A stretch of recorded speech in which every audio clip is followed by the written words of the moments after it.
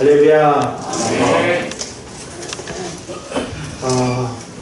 제가 지난번에 마틴 루터의 고백을 같이 우리 나누고 했는데요.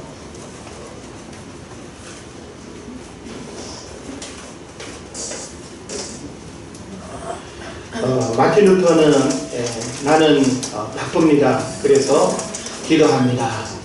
나는 아주 바쁩니다. 그래서 더 기도합니다. 라고 이렇게 했는데요. 기도라는 말 대신에 오늘은 예배라는 말로 바꿔도 좋을 것 같아요. 우리 바쁘고 힘들고 어려우면 기도뿐만이 아니라 예배도 싹 밀어내고, 예배가 오늘만 있나 다음 주도 있고 내일도 있고 내일도 있는데, 그래서 우리는 이 소중한 우리들 신앙의 본질들을 가볍게 여김으로 인해서 서서히 죽어가고 병들어가고 시험이 된다는 사실을 모르고 우리가 밀어내는 경우들이 많은데, 이런 부분을 끊임없이 우리가 인식하고 고백하는 그런 지혜가 필요하겠다 싶습니다.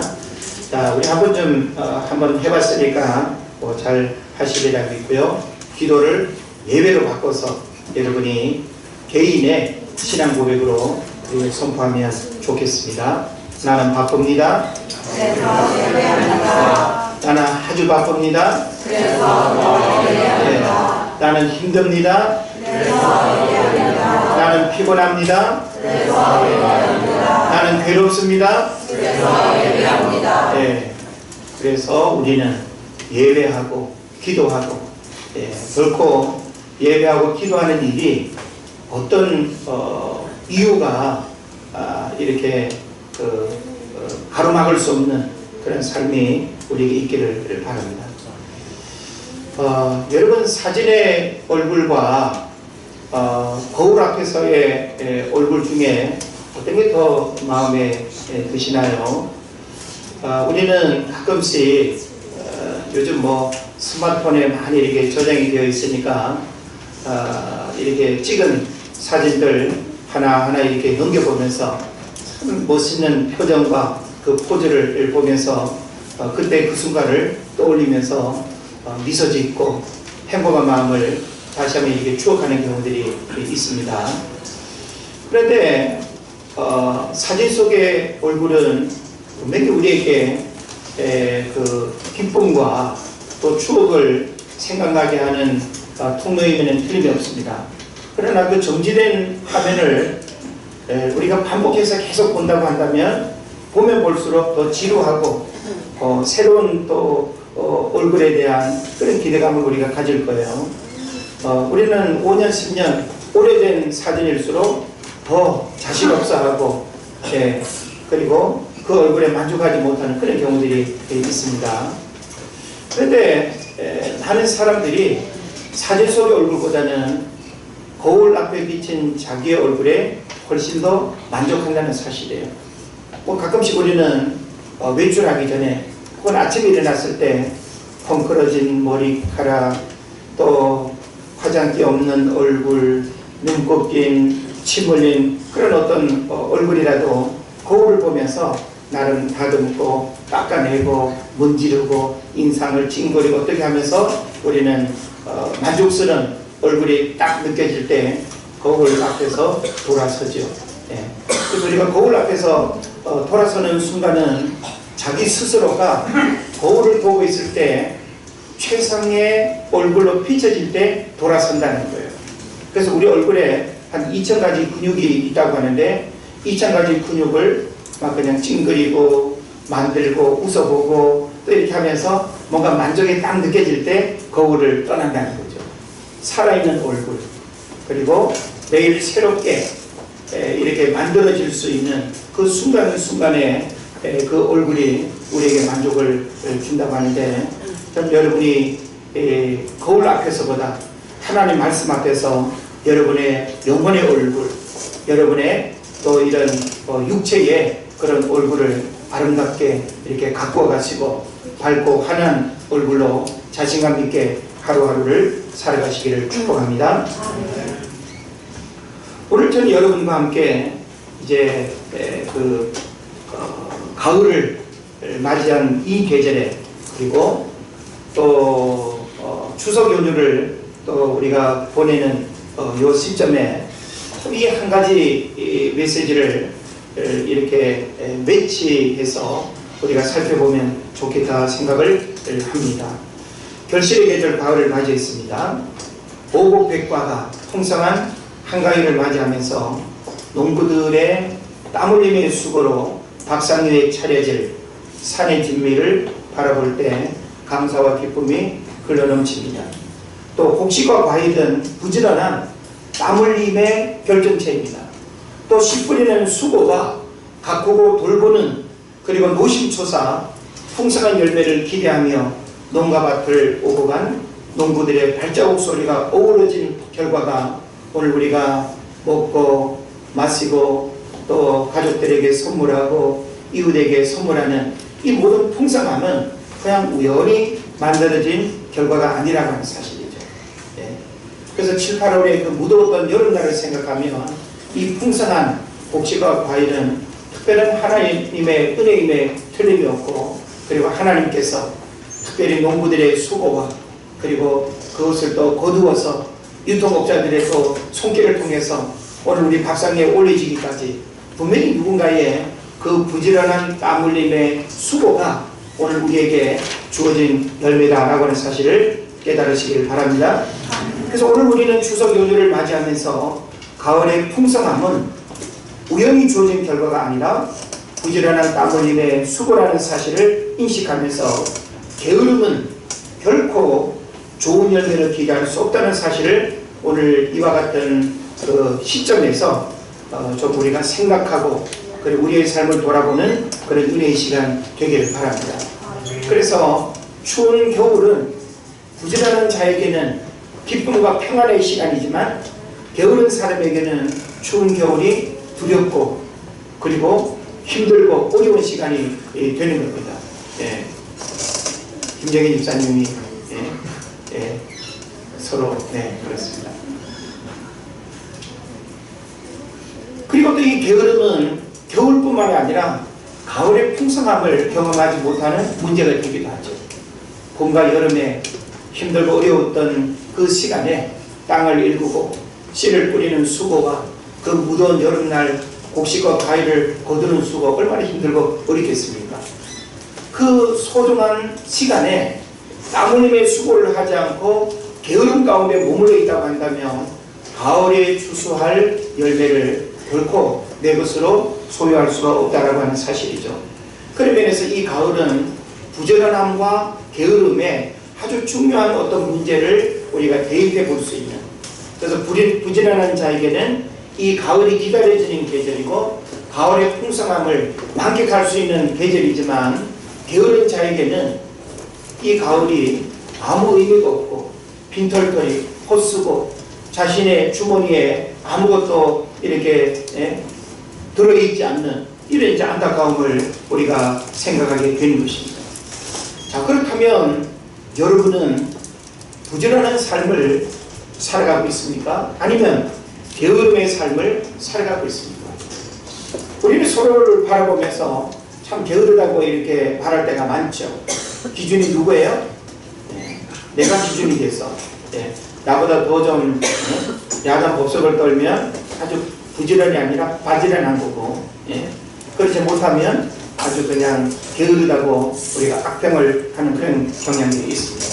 그런데 부지런한 사람은 자신이 부지런하다는 사실을 모릅니다. 그리고 부지런하다고 생각도 안 합니다. 그냥 일상 속에 그렇게 살아갈 뿐이죠. 또 반대로 게으른 사람도 자신이 게으른 사실을 모릅니다. 누가 게으르다고 말해도 게으르다고 인정을 안 할 뿐만 아니라 그냥 익숙한 자기 삶에 만족하고 그냥 라이프 스타일로 그렇게 생각을 하는 경향들이 있죠.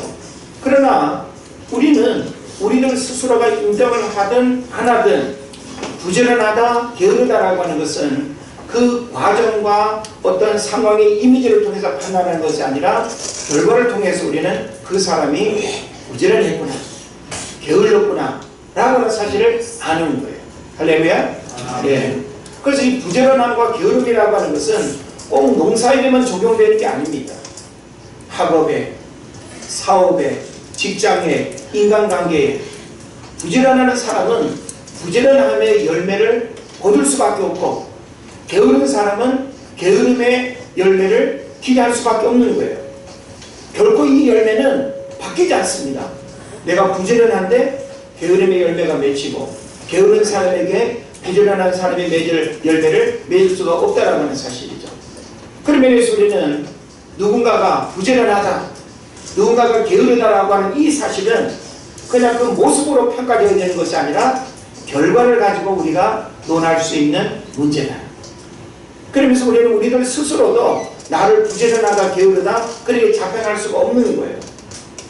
우리는 이 결과의 열매를 가지고 바로 이런 판단을 할 수 있다라고 하는 사실이죠.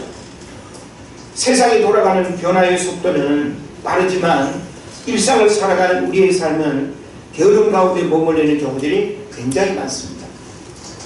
지금 우리 대한민국 21세기를 살아가는 우리에게 이 대한민국이라고 하는 이 사회는 변화의 속도가 엄청나게 빠릅니다.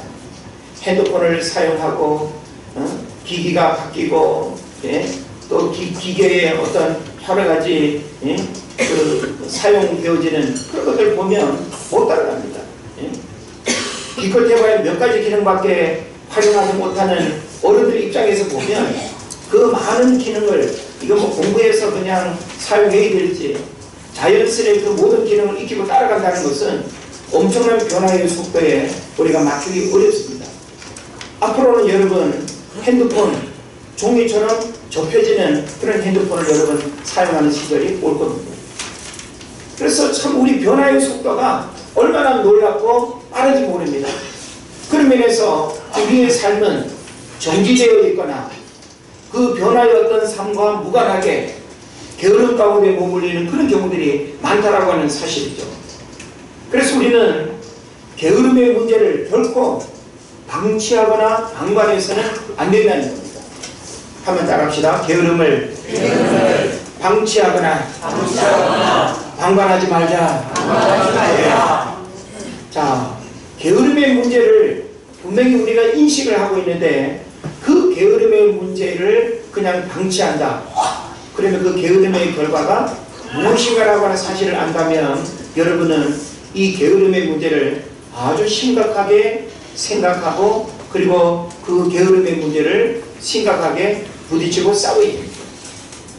게으름의 문제는 어린아이에게만 해당되는 게 아닙니다. 노인들에게만 해당되는 게 아닙니다. 직장생활 하는 사람에게만 해당되는 게 아닙니다. 가정주부에게만 해당되는 게 아닙니다. 게으름의 문제는 남녀노소 누구를 막론하고 바로 이 모든 그 사람들에게 게으름은 적용된다라고 하는 측면에서 우리 삶에 이 게으름의 그 상태가 어느 정도인가라고 하는 사실을 아는 것은 굉장히 중요한 사실이죠. 에어컨을 틀어내도 이렇게 좀 더운가요? 근데 추워요? 정상인가요?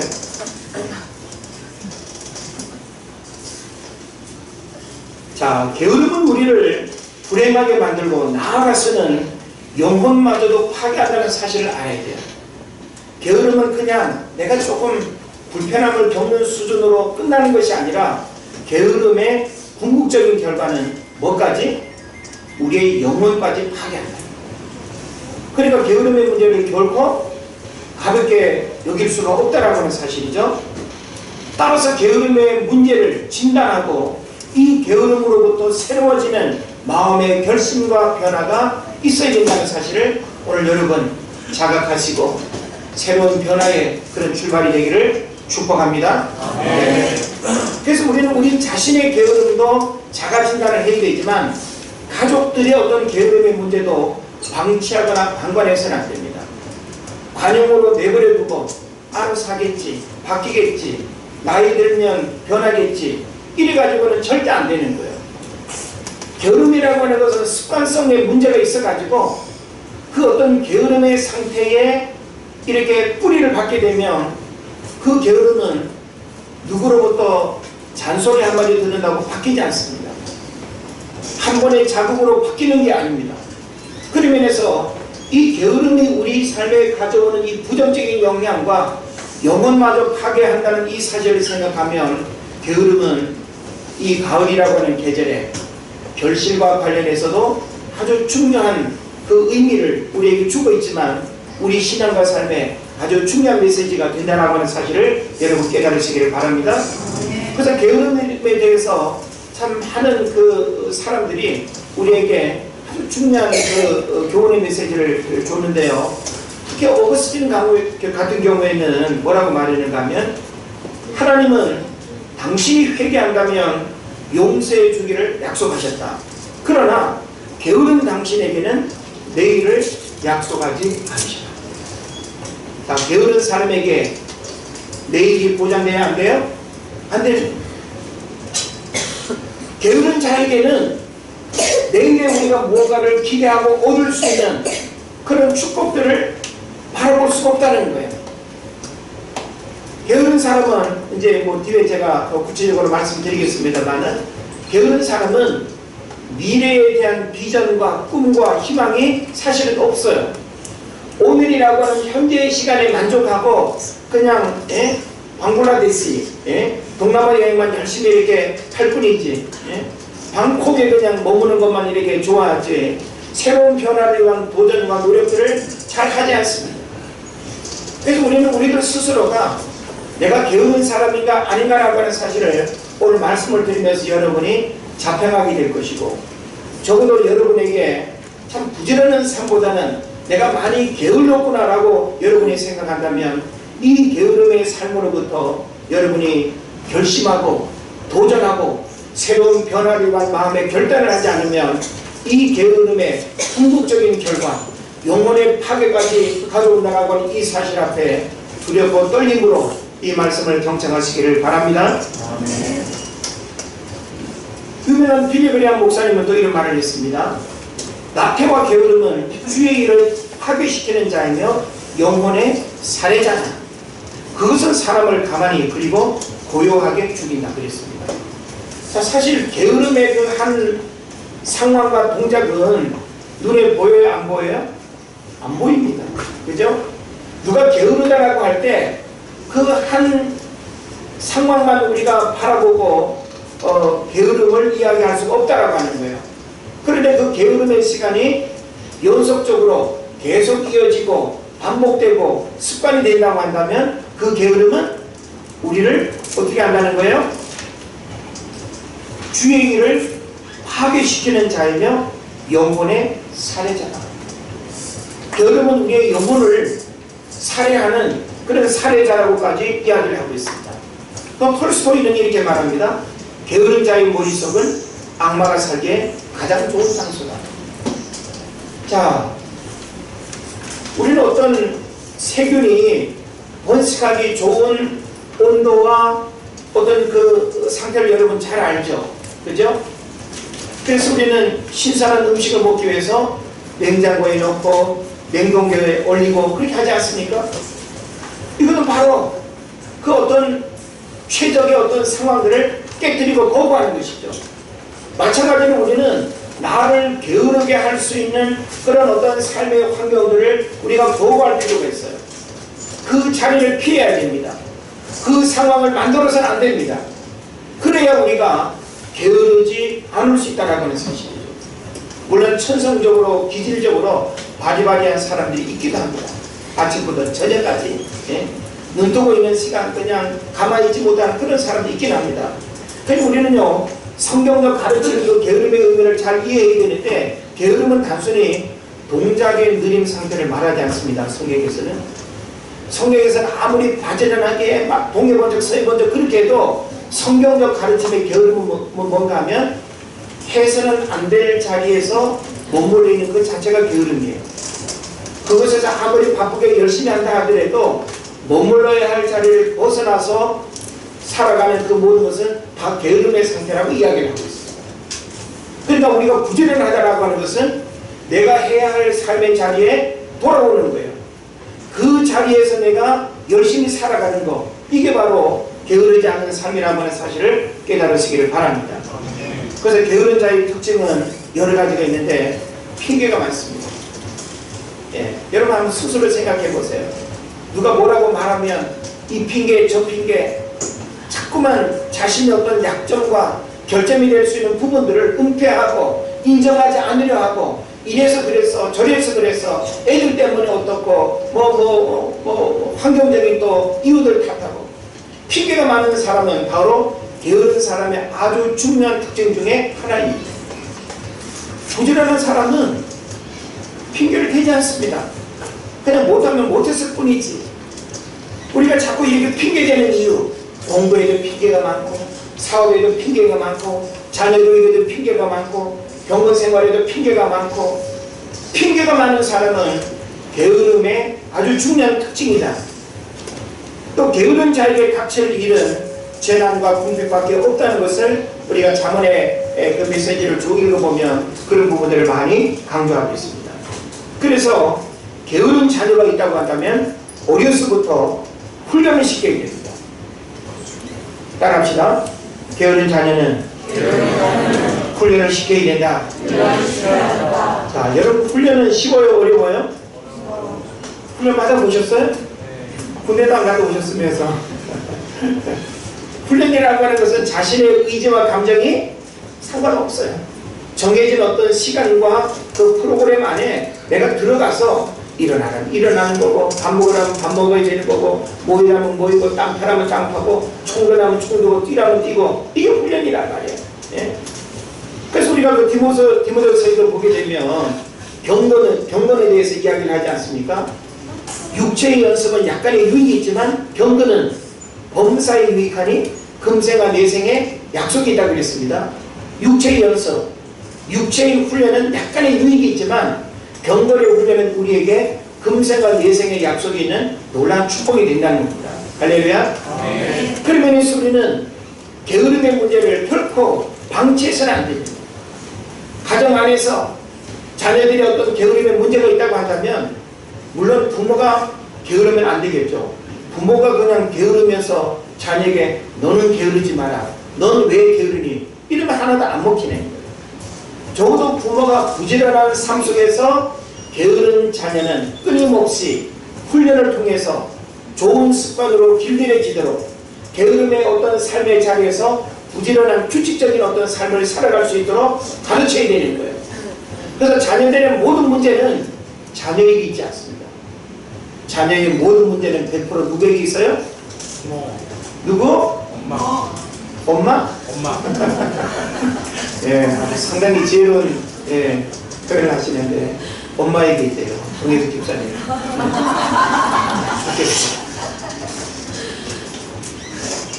아빠는 더블로 있습니다. 그렇게 말하고 싶죠. 아빠들 입장에서는. 참 바깥에 가기도 힘들고 바빠 죽겠는데 아이들 교육 문제, 사실 뭐 집안 살림이라고 하는 거, 자녀 교육이라고 하는 거, 엄마의 역할이 굉장히 크고 중요하죠. 그런 면에서 엄마는 위대합니다. 그리고 엄마는 깨어 있어야 됩니다. 엄마는 성령으로 충만해야 됩니다. 성경은 현숙한 아내에 대한 가르침을 주고 있죠. 누가 현숙한 아내겠어요? 기도하는 아내가 현숙한 아내고 훌륭한 엄마, 아내가 될 수가 있는 거예요. 그런 면에서 우리 은혜제일교회 모든 여성들은 바로 이와 같은 조건을 갖춘 최고의 엄마일 줄로 믿습니다. 아멘. 네. 아멘이 잘하네요. 그래서 자녀들이 게으르면 집안이 다 게으른 경우들이 많아요. 네? 자녀들이, 그러니까 자녀들의 모습은 집안의 얼굴이라니까요. 네. 엄마 아빠의 모습을 아이들 통해서 그대로 밖으로 보여주는 거예요. 네. 그런 면에서 우리의 아이들이 참 부모의 신앙과 가르침을 잘 받아서 어려서부터 부지런하고 규칙적으로 좋은 습관을 가지고 성장하는 그런 훌륭한 믿음의 자녀 될 수 있기를 축복합니다. 자, 그래서 오늘 저는 이 게으름의 문제를 생각을 해보면서 세 종류의 게으름이 있다는 사실을 말씀드리고 싶습니다. 어떤 세 종류의 게으름이 있을 수 있을까요? 하나는 육체적인 게으름이 있고, 정신적인 게으름이 있고, 영적인 게으름이 있습니다. 그래서 우리는 이 말씀을 들으면서 나는 육체적 게으름에 빠져 있는가, 영적인 게으름에 빠져 있는가, 정신적 게으름에 빠져 있는가, 이 하나하나를 여러분이 잘 듣고 진단할 수 있기를 바랍니다. 자, 육체적 게으름의 특징은 잠을 좋아합니다. 잠을 좋아한다니까 잠언서에 잠언 6장 10절에 그렇게 나와 있는데요.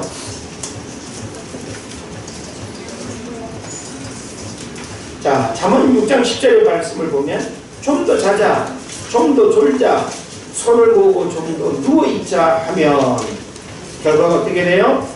내 빈공이 강도같이 오며 내 곰핍이 군사같이 이르리라. 자, 이 말씀을 여러분이 염두에 두고 이어지는 말씀을 들으면 좋겠습니다. 자, 육체적 게으름의 특징은 잠을 좋아합니다. 자, 피곤해서 잘 수 있습니다. 혹은 식곤증, 충곤증 다 이해할 수 있습니다. 근데 그런 상황이 아닌 때에 잠을 자는 사람은 게으른 사람이에요. 예? 충분히 밤에 잘 시간 6시간이면 충분한다고 8시간이면 충분한다. 예? 사람마다 뭐 생체 리듬이 다 다르니까 뭐 우리가 획일적으로 말할 수는 없지만, 자, 내가 그래도 매일 자야 되는 그 어떤 잠시간의 문제가 없이 수면을 취했는데도 불구하고 여름날 닭들이 꾸벅꾸벅 조는 것처럼 닭들 조는 거 여러분 보셨어요? 끊임없이 잠자기를 즐겨하고 틈만 나면 눈을 감고 말씀을 듣는 시간에도 눈을 감는 분들은 좀 의심스럽습니다.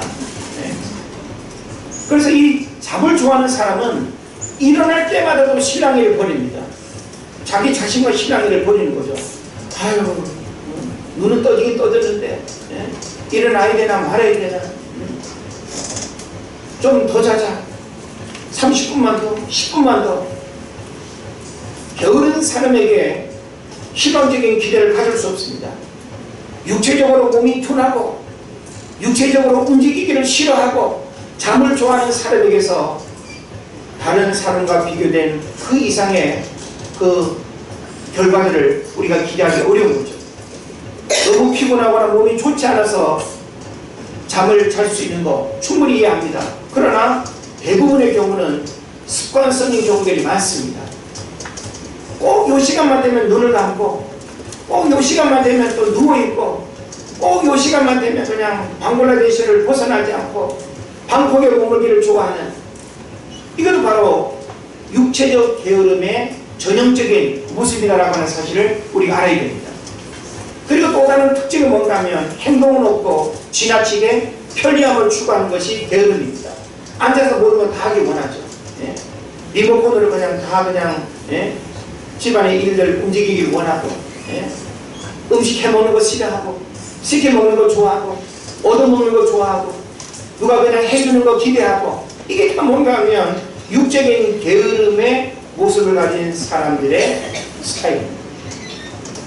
만약에 엄마가 이런 모습이라면 집안의 분위기가 어떻겠어요? 가거나 안 가거나 난장판이지. 이런 사람은 삶이 어떻게 했어요? 어지럽죠. 목표 지향적으로 뭔가를 기대할 수 있겠어요? 안 됩니다. 그러면서 우리는 이 육적인 게으름의 문제들을 진지하게 점검할 수 있어야 됩니다. 단순히 동작이 빠른 상태를 말하는 것이 아니라 일어나야 할 때 일어나고, 해야 할 때 하고, 하지 말아야 할 때는 또 안 하고 쉬고 할 수 있는 이런 규칙적인 어떤 삶의 습관들이 우리에게 길들여져야 된다는 거예요. 할 일이 없다고 그냥 잠자리나 좋아하고 움직이기를 싫어하고 한다면 그 육적인 게으름을 통해서 우리가 얻을 수 있는 유익은 없다라고 하는 것입니다. 그 다음에 또 정신적 게으름의 문제가 있습니다. 정신적 게으름의 특징은 뭔가 하면 핑계가 많습니다. 핑계. 아까 이야기했지만 남에게 책임을 전가하고 원망이 많습니다. 자기는 하나도 문제가 없어요. 다 그냥 뭐 애들 문제, 또 주변 문제, 환경 문제, 이래서 내가 못했지 내가 마음이 없어서 못한 게 아니라는 거예요. 정신적 게으름의 이 문제를 가진 사람은 바로 이런 문제 속에서 자기 삶의 변화가 일어나지 않습니다. 속사람이 새로워지지 않습니다. 생각의 변화가 일어나지 않습니다. 왜냐하면 그는 자신의 연약함을 긍정적으로 받아들여서 아유 내가 게을러서 그렇지 하면서 자기를 책망하는 사람은 변하게 일어나는데 자꾸만 핑계하고 탓하고 다른 사람에게 문제를 전가하고 그런 사람에게 우리는 긍정적 기대를 할 수가 없는 것이죠. 이런 사람은 역시 또 미래를 향해 열려있지 않습니다. 당연히 미래를 준비할 수도 없습니다. 왜냐하면 현실의 삶에도 만족하지 못하고 최선을 다하지 못하는데 미래를 멋지게 계획하고 미래를 위해서 준비하고 미래를 위해서 열심히 땀 흘리는 그런 수고를 하겠습니까? 안 합니다. 게으른 사람은 당장 눈앞에 보이는 것에 만족하고 그냥 편리함만을 추구하지 고생스럽고 힘들고 불편한 것들을 자꾸 꺼려하는 거예요. 그러니 그 삶에 어떻게 긍정적인 기대를 할 수 있겠냐는 것이죠.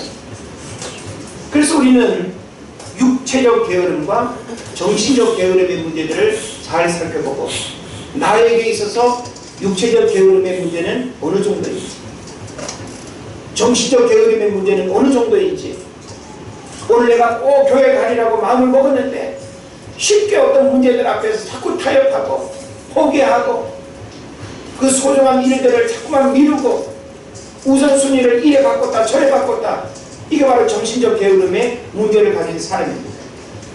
우리는 한번 뜻을 정하고 이 시간에 해야 할 일이 무엇인가라고 하는 사실을 알면 우리는 그 시간을 우리가 사명감을 가지고 최선을 다하는 그런 성실함이 우리에게 있어야 돼요. 그래야 자기 삶에 변화가 있고 발전이 있고 내일은 뭘 하고 그 다음은 뭘 하고 이런 어떤 계획적인 삶을 살아갈 수 있는 변화가 일어난다라고 하는 사실이죠. 그래서 잠언 22장 13절에서 이렇게 말하지 않습니까? 자, 우리 한번 같이 읽습니다. 22장 13절 말씀 시작. 게으른 자는 말하기를 사자가 밖에 있은즉 내가 나가면 거기에서 지키겠다 하느니라. 사자가 밖에 있어서 못 나간다는 거예요. 자, 여기서 사자라고 하는 것은 뭘 말할까요?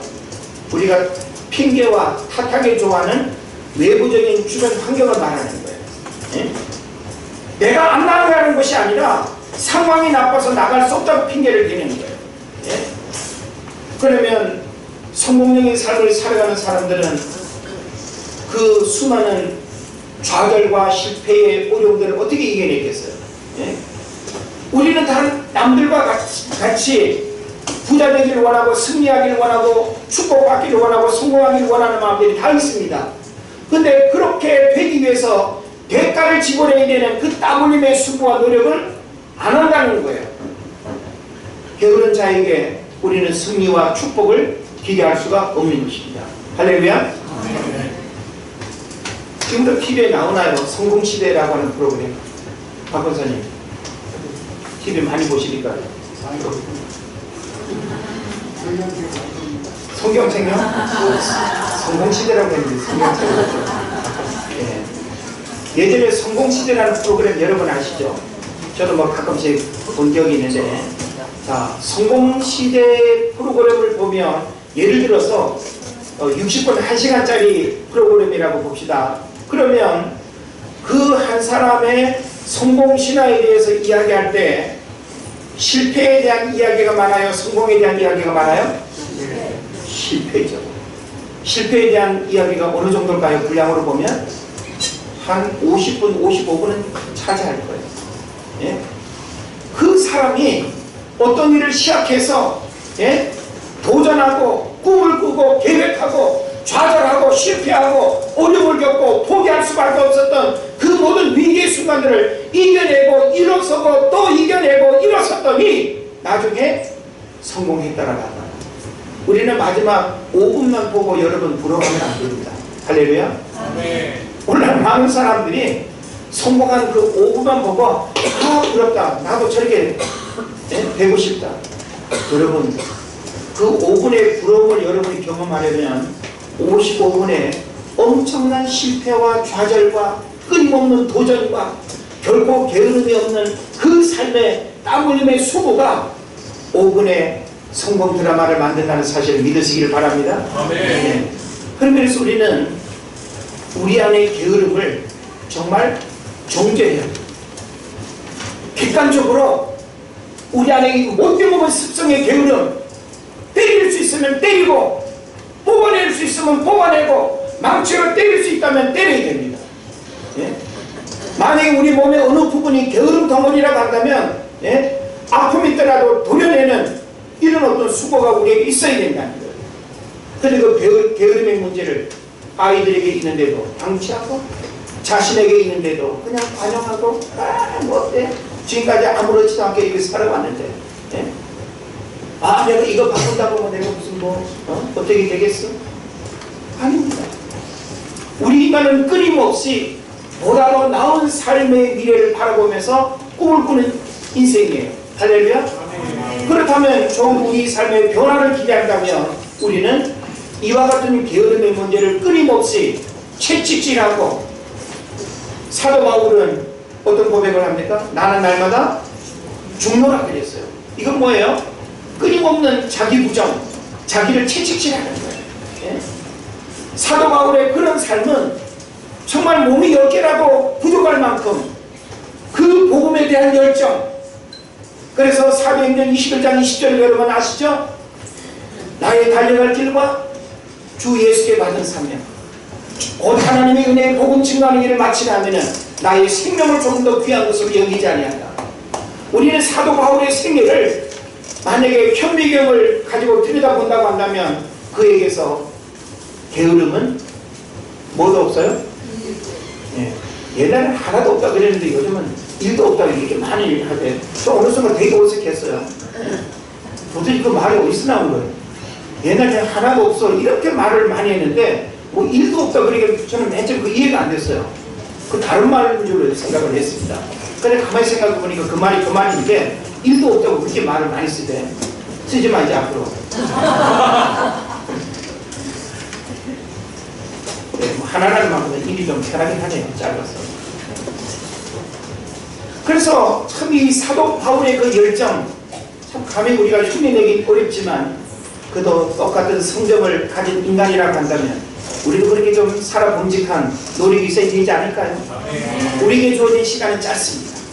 우리의 인생은 유한합니다.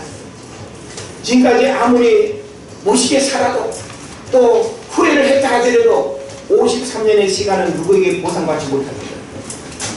그러므로 우리에게 주어진 오늘이라고 하는 시간, 우리가 살아갈 날들을 어떻게 더 멋지게 살아갈 수 있겠습니까?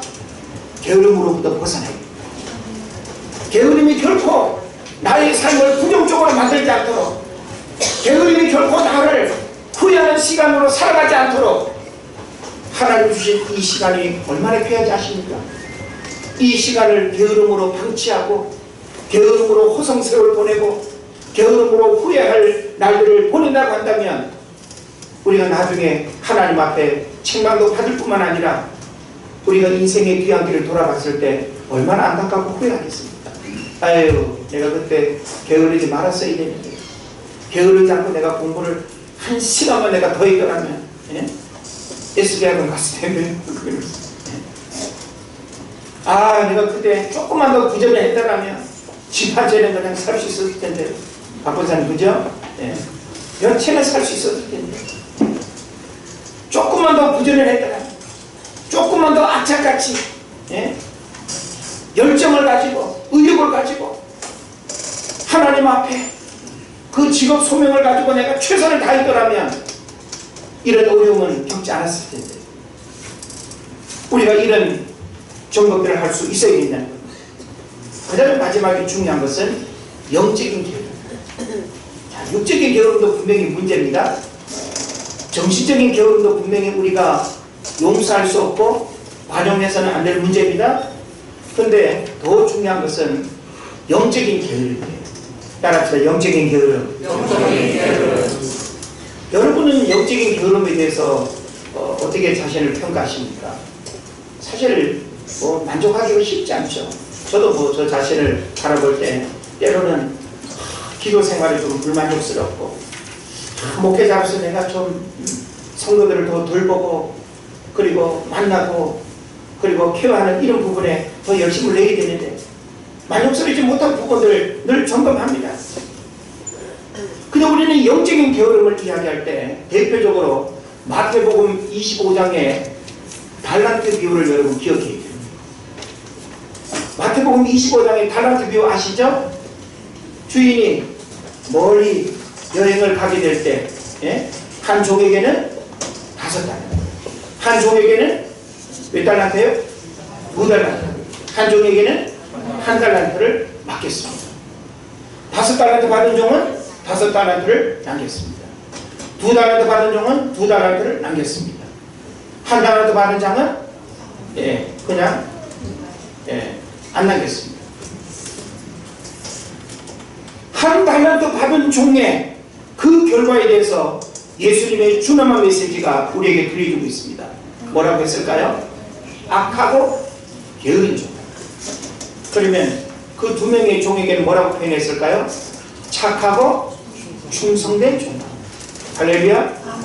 이 표현은요 굉장히 영적인 의미가 있습니다.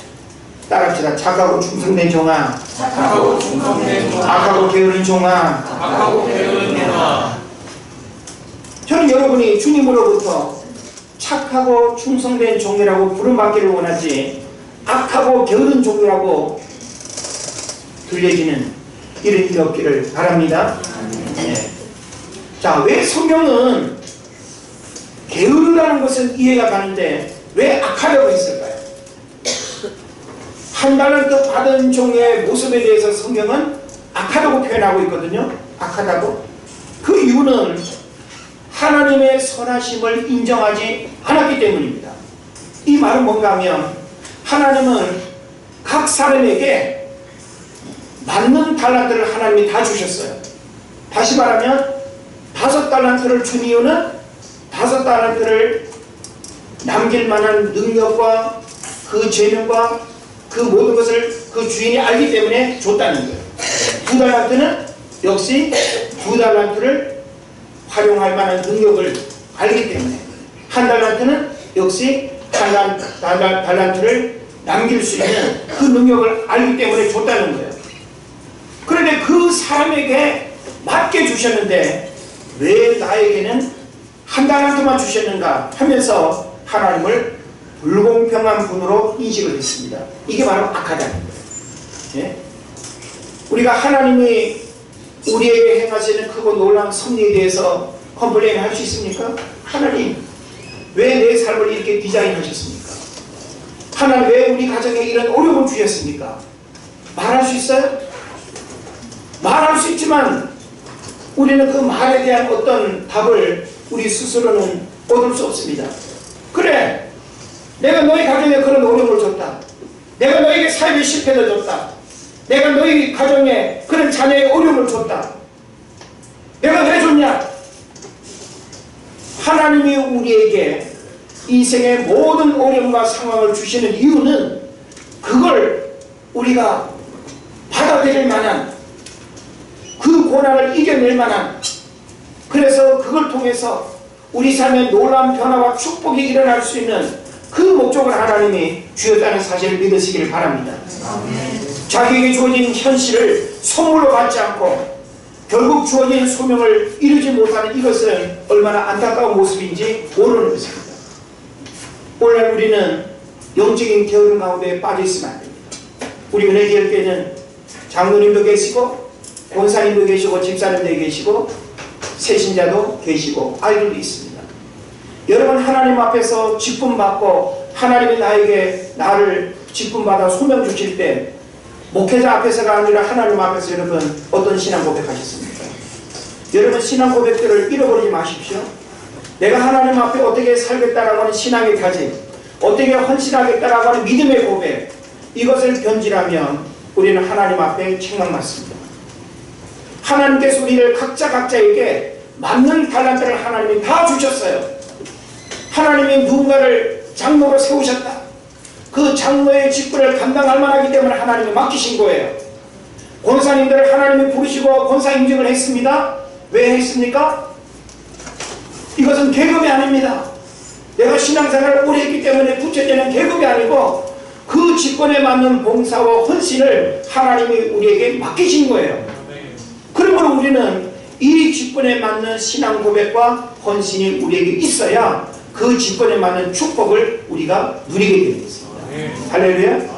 그런 면에서 우리는 우리에게 주어진 직분에 게으르고 기도해야 함에도 불구하고 기도하지 않고 더 주 앞에 가까이 나와야 함에도 불구하고 예배하지 않고 더 경건 생활에 게으르고 영적인 축복은 그냥 우연히 오지 않습니다. 저는 여러분에게 분명하게 이 말씀을 호면하고 싶습니다. 영적인 축복은 길 가다가 죽는 게 아니에요. 우연히 우리에게 주어지지 않습니다.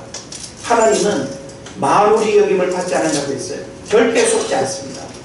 여러분의 진실한 신앙 고백과 믿음의 고백을 변질시키지 마시고 다시금 처음 마음의 고백과 그 처음의 자리에서 하나님 앞에 고백했던 그 마음을 다시금 부여잡고 하나님 앞에 영적인 게으름이 아닌 주어진 달란트대로 충성하고 하나님 앞에 인정받는 여러분 되시기를 축복합니다. 아멘.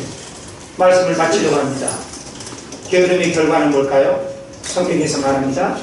내 빈궁이 강도같이 오며 내 곤핍이 군사같이 이르리라. 6장 11절에서 말씀하고 있죠. 자, 그런데 보세요. 결론입니다. 잘 들으세요. 빈궁은 경제적으로 가난하게 되는 겁니다. 빈궁은, 곤핍은 정신적, 영적으로 아주 힘든 삶을 의미합니다. 무엇을 원하세요? 둘 다 원하시나요? 이것을 원하시는 건 아무도 없을 거예요. 우리는 육적인 어떤 빈궁이 오는 거 원치 않습니다. 주머니에 돈이 없어가지고 선물도 사야 되는데 마음도 좀 쓰고 싶은데 네? 곳간에서 인심난다고 뭔가 창고가 있어야지 뭘 좀 마음을 쓸 수가 있는데 그거 비했을 때 너무 힘들죠. 목회적으로도 교회 재정이 넉넉하면 참 목회자가 주의 이름으로 뭔가 하고 싶은 일들을 하기가 좋아요. 그런데 재정이 어려우면 마음은 원해오되 못하죠. 빈궁 그냥 우연히 오지 않습니다. 게으름의 결과로 온다는 거예요. 곤핍 육적인 문제뿐만이 아니라 정신적, 영적으로 아주 힘든 삶을 살아가게 되는 것이 바로 게으름의 결과로 찾아올 수 있다는 것입니다. 육체적, 정신적, 영적으로 실패한 삶이 된다는 것을 의미하는 것입니다. 게으름은 단순히 육적인 삶의 불편만으로 끝나는 것이 아니라 정신적으로, 영적으로 내 삶 전체를 망가뜨리는 원인이 게으름이라는 거예요. 예? 우리는 나이 들면 불편하고 움직이기가 힘들어서 또 게으를 수 있습니다. 아이들이 많으면 아이들 핑계대면서 아이고 뭐 바쁜데 힘든데 변명하기가 좋습니다. 우리는 할 일이 많으면 역시 이런저런 또 핑계로 게으름에 빠질 확률들이 많습니다. 그러나 부지런한 사람들은요, 이유가 있어요, 없어요? 절대 없습니다. 부지런한 사람들은 어떤 이유가 없어요. 시간을 쪼개면서까지 자기에게 주어진 일에 최선을 다하고 정말 2배, 3배의 그런 시간 활용을 통해서 멋진 인생을 살아가는 것입니다. 게으르면 경제적 어려움만 아니라 정신적이고 영적인 고통이 신속하게 온다는 사실을 우리가 깨달아야 됩니다. 그래서 강도는 모르게 다가오고요, 군사는 빠르게 다가오죠. 특징이 그겁니다. 자, 강도는 어떻게 와요? 모르게. 예. 밤에 그냥 밤늦게 계단을 나가는데 꼼꼼한데 고양이가 언제 들어와 있었는지, 예? 고양이가 있어가지고 그냥 발을 뻥 차버렸는데 차버렸어요. 발을 차다가 김정일 집사님 뭘 하시는데 나를 놀리키니까. 예? 자, 강도는 모르게 다가오고요, 군사는 빠르게 움직입니다. 근데 이걸 바로 게으름의 결과를 이야기하고 있습니다. 빈궁이 어떻게 와요? 강도같이, 곤핍이 군사같이 온다. 게으르면 바로 이런 어려움을 겪게 된다. 그래서 여러분 절대 게으르지 마시고, 물론 뭐 게으르길 원하는 사람이 어디 있겠습니까만은 이런 게으름의 문제들 우리들 신앙 속에서 잘 진단하고 하나님 앞에 게으름이 아니에요, 부지런한 신앙생활을 통해서 육적으로, 정신적으로, 영적으로 축복받는 여러분 되시기를 주의 이름으로 축원을 드립니다. 기도하겠습니다.